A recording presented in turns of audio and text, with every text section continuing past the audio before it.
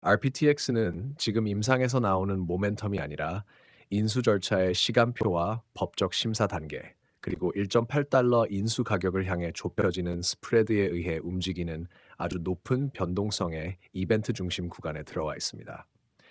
현 시점의 상황을 그대로 반영한 트레이딩 전략이 이번 영상에 모두 담겨 있으니 끝까지 시청해 주시면 도움이 되실 것입니다. 그리고 혹시 쇼츠로 시청하고 계시다면 영상 하단의 풀버전 링크를 눌러주시면 끊김없이 이어서 들으실 수 있으니 정확한 맥락을 위해 풀버전으로 시청하시는 것을 권해드립니다. 제가 지금부터 설명드릴 내용은 한때 합성치사 전략 기반의 정밀 종양학 분야에서 가장 대담한 플랫폼 기업으로 주목받았던 한 회사가 이제는 과학적 진전이 아니라 인수 절차가 제때 마무리되는지 여부라는 단 하나의 기준으로 평가받게 된 흐름입니다. 과거에는 임상 데이터가 주가를 움직였습니다. 하지만 지금은 서류 제출 일정과 행정 절차, 법적 심리 단계가 주가의 방향을 결정하고 있습니다. 놀라운 점은 이 변화가 과학의 실패 때문이 아니라 회사 내러티브의 변화 때문이라는 것입니다. 시장은 언제나 결과보다 이야기의 변화를 더 빠르게 반영하며 RPTX는 그 전형적 사례가 되어버렸습니다. 리페어 테라퓨틱스는 2020년 6월 19일 정밀종양학을 재정의하겠다는 비전을 앞세워 증시에 데뷔했습니다. 흔히 항암제 개발은 특정 단백질의 과활성이나 면역 경로와 같은 넓은 기전을 겨냥하지만 이 회사는 합성치사라는 매우 정교한 전략을 채택했습니다. 종양의 DNA 복구 결함을 바탕으로 특정 유전자가 손상되면 다른 유전자에 의존하게 되는 관계를 찾아내고 그 약점을 공격하는 방식입니다. 이 전략의 중심에는 SNIPRX라는 크리스퍼 기반 전장 유전체 기능 분석 플랫폼이 있었습니다. 이 기술력 덕분에 리페어는 단일 신약 회사가 아니라 여러 파이프라인을 지속적으로 생산하는 플랫폼 기업으로 인정받았습니다.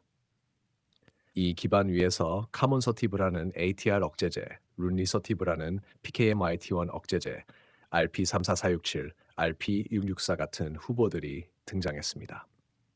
로슈가 협업을 체결했을 때 시장은 이를 플랫폼 검증으로 받아들였습니다. 대형 제약사는 특별한 상황이 아니면 최소 중기 임상까지는 협력을 유지하는 것이 일반적입니다. 그렇기 때문에 2024년 2월 로슈가 돌연 협업을 종료하고 카몬서티브의 글로벌 권리를 조기에 반환한 결정은 즉시 이례적인 사건으로 평가되었습니다. 이런 조기 종료는 보통 임상 실패나 전략적 충돌이 있을 때 나타나는 현상입니다. 하지만 리페어의 임상 데이터는 여전히 견조했습니다. 이러한 불일치는 투자자들에게 개발 비용 부담 증가, 개발 일정 지연, 혹은 로슈 내부의 우선순위 변화에 대한 우려를 불러왔습니다. 리페어는 중요한 자산을 되찾았지만 모든 비용 부담도 떠안게 되었습니다. 과학은 완전히 살아 있었지만 사업 구조는 흔들리기 시작했습니다.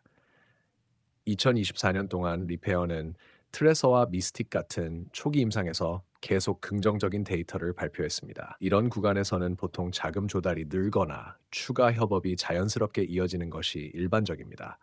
그러나 리페어는 오히려 같은 해 8월 파이프라인 축소와 비용 절감을 발표했습니다. 플랫폼 기업이라면 임상 성공 조짐에서 확장하는 것이 자연스러운데 리페어는 반대로 움직였습니다. 시장은 이 지점을 회사가 장기 독립 전략이 아니라 구조적 전환을 준비하는 신호로 받아들였습니다. 그리고 2025년 5월 1일 리페어는 SNIPRX를 포함한 전체 발견 플랫폼을 DCX라는 회사에 외부 이전했습니다. 플랫폼은 생명공학 기업의 장기 경쟁력의 핵심이기 때문에 이를 외부로 넘기는 일은 거의 발생하지 않습니다. 그런데 리페어는 약 400만 달러의 선급금과 DCX 지분 약 10%, 그리고 미래 마일스톤 권리를 받고 플랫폼을 이전했습니다. 연구 인력과 시설 일부도 이동했습니다. 이는 단순한 기술 이전이 아니라 기업 정체성의 축 이동이었고 시장은 이를 명백한 인수 준비 단계로 해석했습니다. 2025년 중반 재무 흐름도 이를 뒷받침했습니다. 분기 협업 매출은 약 시읍 200만 달러 수준, 최근 1년 순손실은 약 72만 달러로 감소했고 현금 사용은 극도로 보수적이었습니다.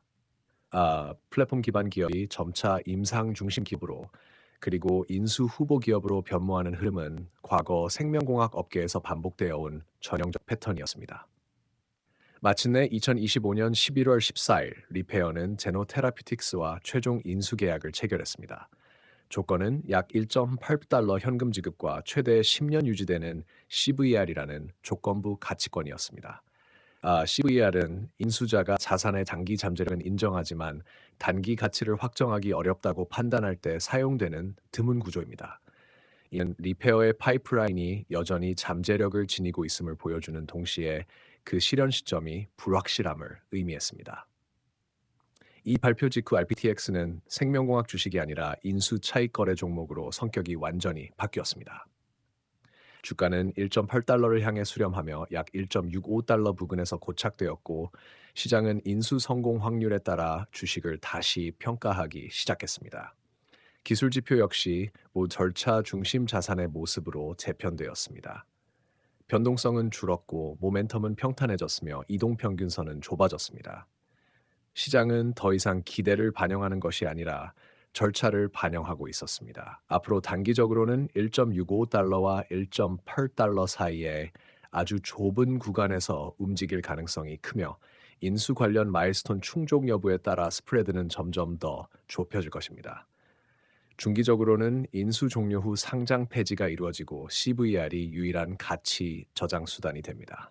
장기적으로는 합성치사 기반 치료제가 실제 시장에서 의미 있는 현금 흐름을 만들어낼 수 있는지라는 더 큰 질문으로 이어지게 됩니다.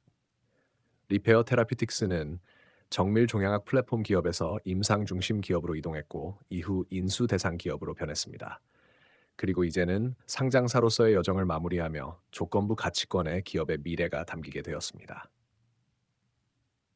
이 변화는 과학의 실패 때문이 아니라 내러티브의 축 이동 때문이며 생명공학 주식에서 내러티브는 곧 가치라는 점을 분명하게 보여줍니다. 영상의 끝부분에서 시청해주시고 구독과 좋아요를 눌러주시고 댓글을 남겨주시며 영상을 외부로 공유해주시는 열성 청취자분들께 진심으로 감사드린다는 말씀을 전하고 싶습니다. 앞으로 더욱 좋은 콘텐츠로 보답드리겠습니다. 밸류스터였습니다.